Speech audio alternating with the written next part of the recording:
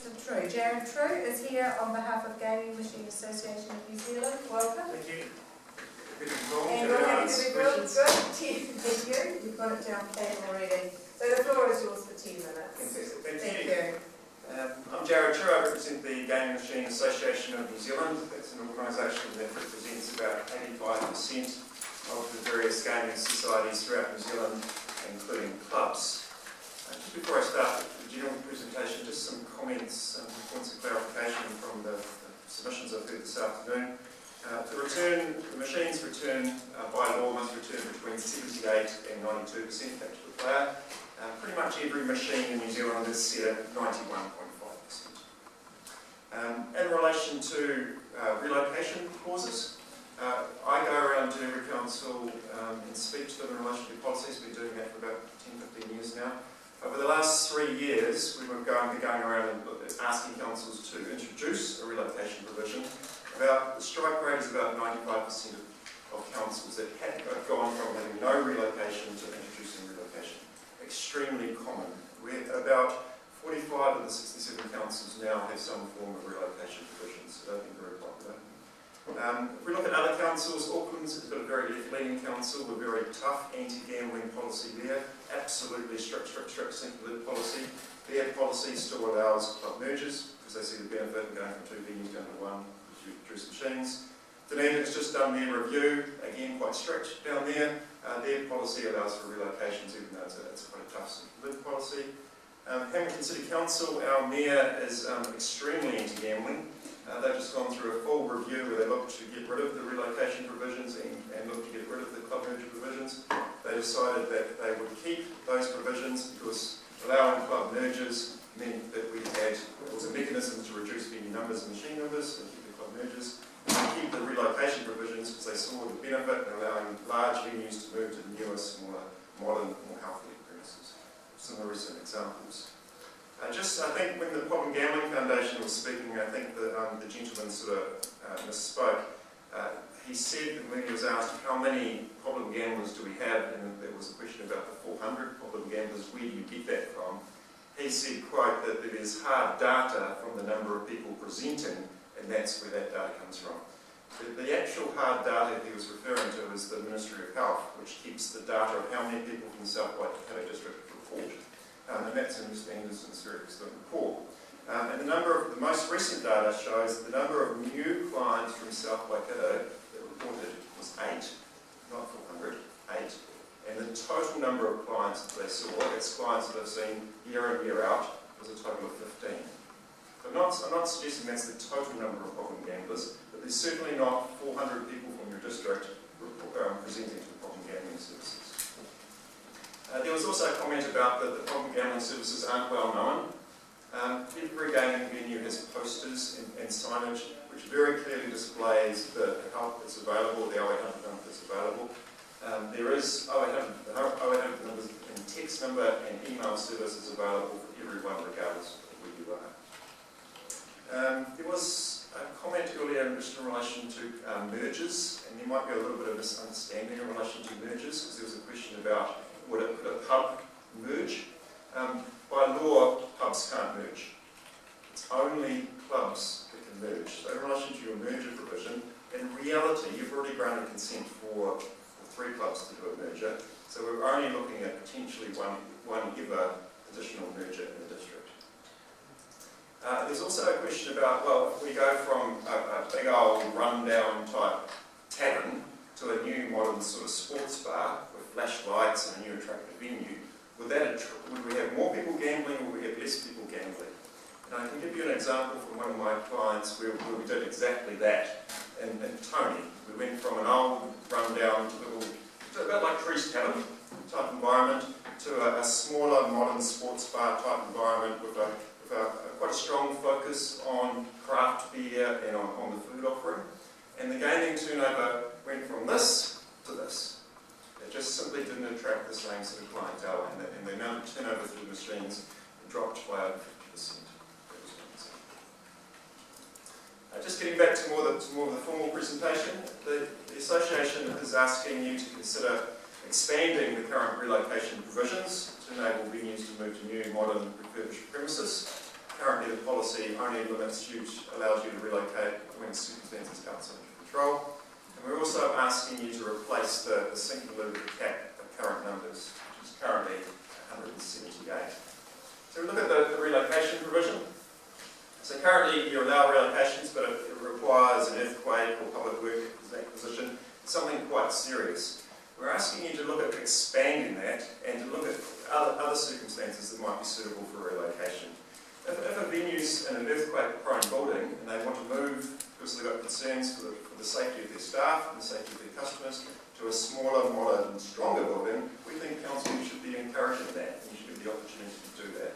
So allowing venues to move out of earthquake-prone buildings, we think that should be included. If a venue's on a large block of land or in a residential area and they want to go into more of a CBD type area to a smaller block of land, we believe that would be in fact a positive thing, and we believe the policy should allow that as well. What the current policy does do is it gives the landlord absolute total control. If you've got 18 machines, so again, just picking on the trees cabin, and you've got a landlord that knows that those machines are a valuable part of your business, the landlord can pretty much dictate whatever terms they like and they know you can't move. If you have a policy that allows you to move and there's unreasonable terms imposed on you, the corporate business owner can move across the road, set up an alternative premises, offer pretty much the same offering, but not get extorted by the landlord. The current policy is seeing that just happen. And lastly, what I think is really, really positive is if you allow relocations, you allow venues to go out of big old school premises that are run down to new modern premises, and I just think that's fantastic. It's fantastic for the city, the town, to have new modern premises. And if we look at a practical example, the first venue that ever took advantage of the relocation provisions was the Jarod in Hamilton. The photo on the left there shows the old rundown premises. That venue was allowed to relocate, take their 18 machines, and as a result of that, the business owner was able to invest $3 million in a brand new premise. That new Jarod is an absolute fantastic facility. And I would love to see the likes of picking on trees happen, to have the option of moving perhaps more into the CBD, into a smaller, brighter, modern premise, and I think that would be great for the town. The current policy is stopping that. Having modern premises is going to improve the local economy. It would help create employment and would also help with tourism. Just in relation to whether we have a sinking lid or a cap, we believe that in light of the growth of alternative forms of gambling, including online gambling, the time has now come to consider a cap of current numbers. I'm not suggesting we have more machines, but I think the time has now come to look at the current number is about right. I honestly believe that in 10 years' time we will look back and say, we used to have a community funding model where people used to go and gamble and we used to get a share of that back by way of community grants. Why did we destroy that model? This is where we're heading. Heading online. When was the last time you went and heard of your favourite music track and then bought a CD? Everyone gets it now online and streams their music. I hear that Blockbuster, the rental store, has now totally left New Zealand altogether. There will be two signs outside a video store if you've still got one. One will say business closing, the other one will say premises for lease. That's the reality. Everything's moving online, everyone's got access to Netflix. My 6-year-old son said to me, Dad, we've got this big yellow book in the mail, what's that for? He was referring to the yellow pages. I said, son, that's what we put under the computer monitor to lift it up. When was the last time you used the yellow pages to find a plumber? Or did you just use Google? One thing that hasn't changed is that people have always gambled. And people will always gamble. Photo on the top left there is people playing two-up. Photo on the right is one of our venues. Now you can do it on your phone, on your tablet, or do it via Facebook. And when I used to go around to councils about 5 years ago and say, everyone's going to do it online, they'd say to me, Jarod, don't be silly. People were talking about don't have access to the internet, they don't have access to these fancy phones, they don't have access to Facebook. I have a look at the number of negative comments about game machines that have come through Facebook. I can be pretty confident that pretty much everyone who doesn't like game machines has got access to Facebook. And Facebook is now one of the largest providers of online gambling. So what are we looking at? If we're looking at having a very, very strict sinking-lid policy, no relocations, no mergers, what are we going to do? We're going to stop people gambling, or we're going to just simply accelerate the growth of online gambling? Online gambling generates zero funding locally. Our game machines generate $2.8 million for the South Waikato District. The money that's used for the clubs, for their own internal members, and the money that goes out from external grants. And these are the organisations that benefit. These are our local community groups that benefit from the funding that's received. If you contrast our physical venues versus the online gaming environment, our physical venues are out there in the public. People are out there watching you gamble. You are supervised by trained staff. The maximum you can bet on a game machine at a time is $2.50. The maximum prize you can win, the maximum attraction is a mere $1,000 prize. And you actually need cash in your hand to play. You look at the online environment, it's done from the privacy and comfort of your home. You can lose your home without leaving it. There's no venue support looking over your no venue staff looking over your shoulder, no one tapping you, no sign on the wall, no pamphlet next to you telling you what the problem gambling services are. The prizes are absolutely unlimited, and it's all done on your credit card. All done on your credit card.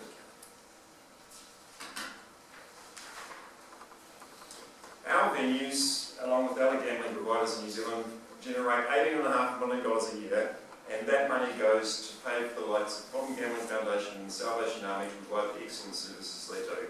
Absolutely fantastic. Our venues, you've got to be 18 years of age to play, and it's enforced. And there's no inducements to gamble. If you gamble an excessive amount, you're approached and you can ban yourself from the venue, or the staff can impose a ban on you.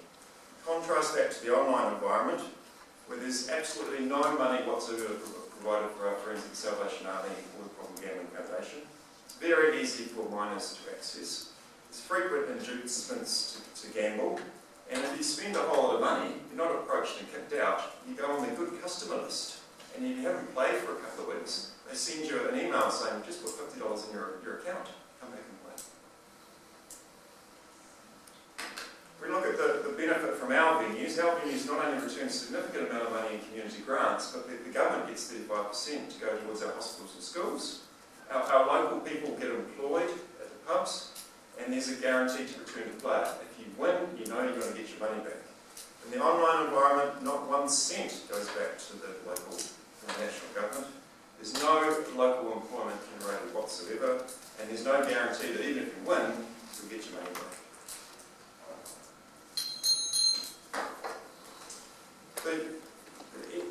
You would think from the discussion today that game machines have just been introduced into our community and the sky has fallen. It hasn't. Game machines have been around for 38 years. This is nothing new. They've been around for 38 years.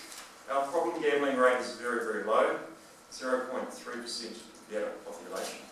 There's no evidence that says more game machines means more problem gambling. But we do know if we have less game machines, we have less funding.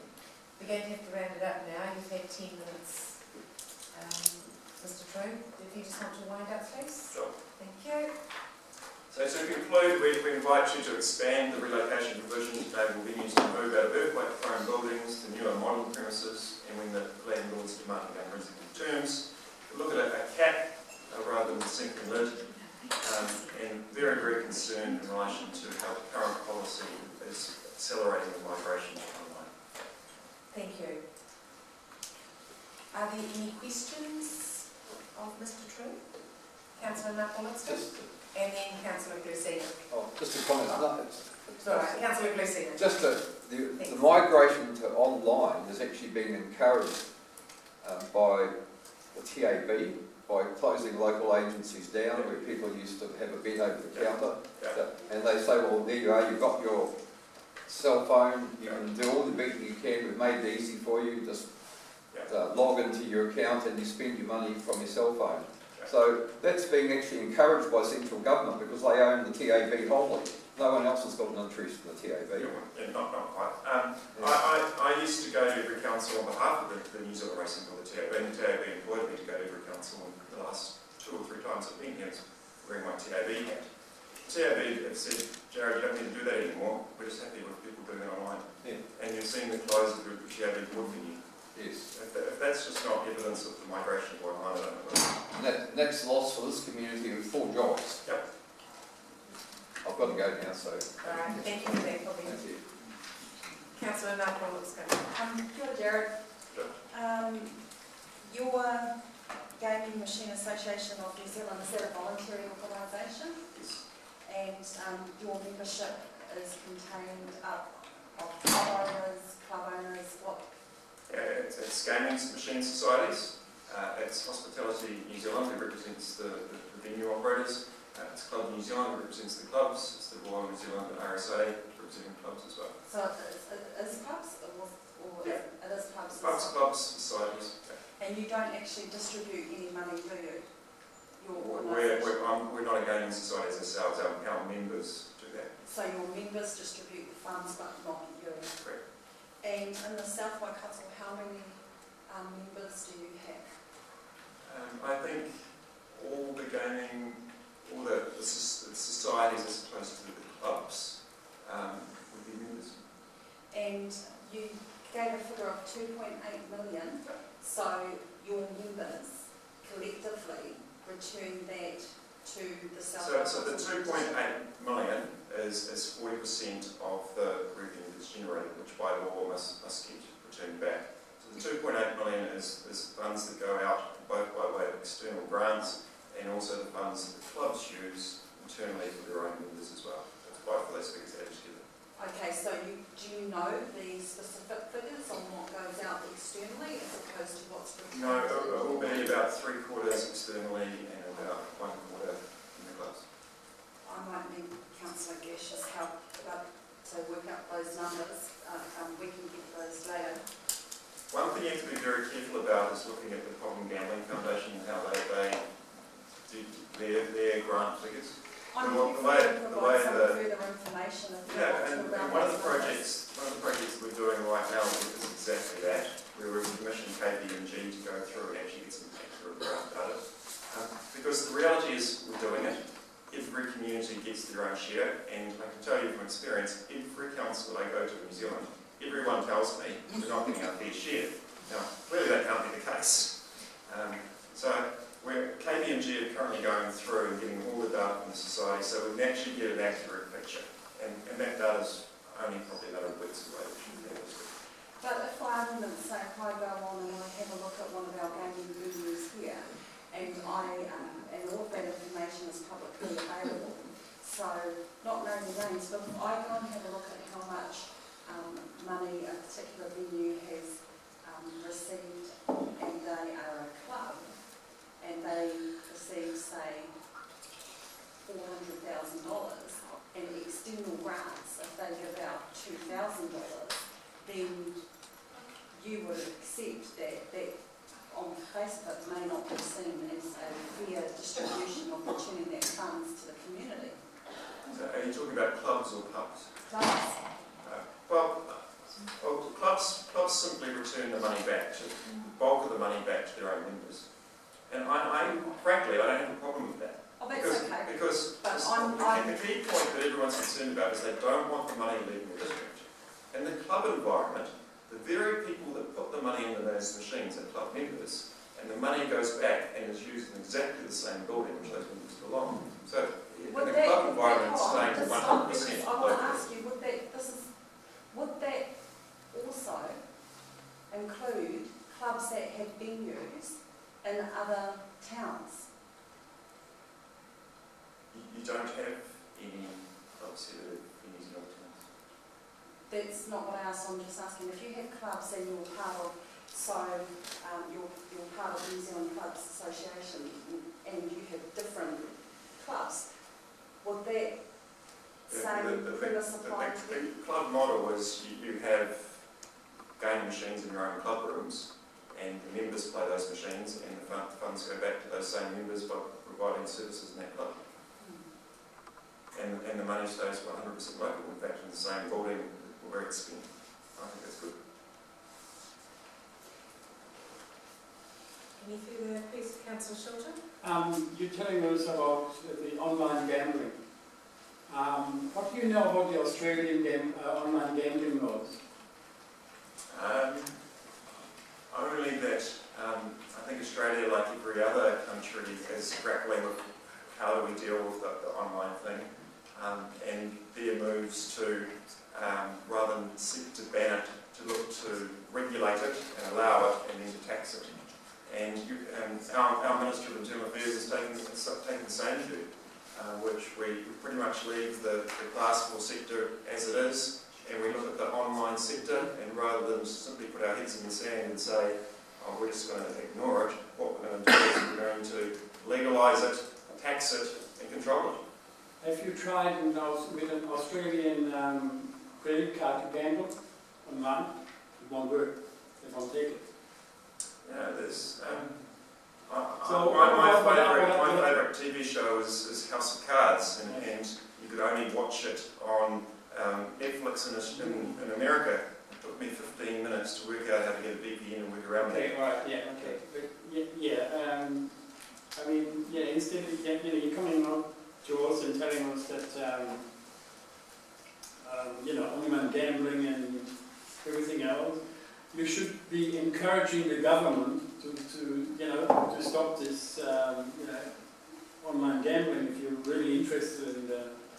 Yeah, I don't think the answer is to try and stop it. I don't think it's possible. You just can't stop the internet. No, What you can do is, and I think what the Minister's doing is right, is to accept that it's here, and it's never going to go away, and try and put some controls and regulations within it. Thank you. Mr. Anderson, you have a comment. Just regarding the allocation, I mean, some of the community trusts that have been here got their 96% back directly to the community, so the other 10% is obviously organisations that are national, like maybe the Cancer Society. Can you provide some commentary around that, specific for our district? I sense that within the room, maybe some perceptions that we as a district are not truly getting our 90%. From your experience, is that correct from your understanding of the model? And are we still within the 10% for the national organisations, or are they getting a little bit more? So the societies that operate here have that 90% philosophy, and that's pretty much across the board. There's no one that's opposed to that. And I can tell you that the societies work very, very hard to do that, and they keep a record of that. And they're out there knocking on doors when they get to the end of their quarter and they haven't done that. They're ringing up the schools saying, right, we'd like to allocate some funds to you because we need to do it. So yes, all the societies that operate here have got that philosophy and they work hard towards it, absolutely. Thank you. Councillor Bell? I'm just going to say I can back up the thing that, at one stage, when I was working in social services, they weren't getting enough applications from this area, and they were all going out asking people to apply. Thank you. Can I just ask one quick question? Have you ever been to Samoa? Yes. Have you ever tried to gamble in their two casinos that they have? So the casino was at Aggie Gray's, which is now in Sheridan or something, Yeah. where you need a international passport. Yes. Yes. So the effect of gambling on their Indigenous people has had such a severe and dramatic harmful effect. You are not allowed to gamble at a gaming facility unless you have an international passport. So I was sort of aware of how they set it up, and it was more a matter of gambling wasn't allowed full stop, as it is in most of the islands, and it was just put together as a proposition. If we were to introduce it, what we would do is we would, it was going to be aimed at tourists, and to confirm and emphasise that, they voluntarily put that proposal forward, and that became prohibitive. I don't know how effective it is though, because there's a lot of the locals have New Zealand or Australian passports, and use those given anyway. Yes, that's true. I went to university with the Minister of Gaming Affairs in Samoa, so I was interested in his views and he was instrumental in setting that up. So thank you. Thank you for your presentation and answering my questions. Thank you. Thank you very much for that. Right. We're going to bring the presentations and this meeting to a close. We're not going to carry on after the presentations. I think we've had a good day. Monday, we are meeting to deliberate on the policy, so they're, what time are we starting on Monday? 9:30, I think it is. I haven't got or we will confirm that with you, or, yes it is, it's 9:30 Monday, to be here please, and we will be looking at our gaming policy. I want to thank you all for being here today, for sitting and listening with an open mind. I appreciate that. And I want to thank the presenters as well for their presentations and the work that they do in this area. So I now actually adjourn the meeting, and we will reconvene on Monday morning at 9.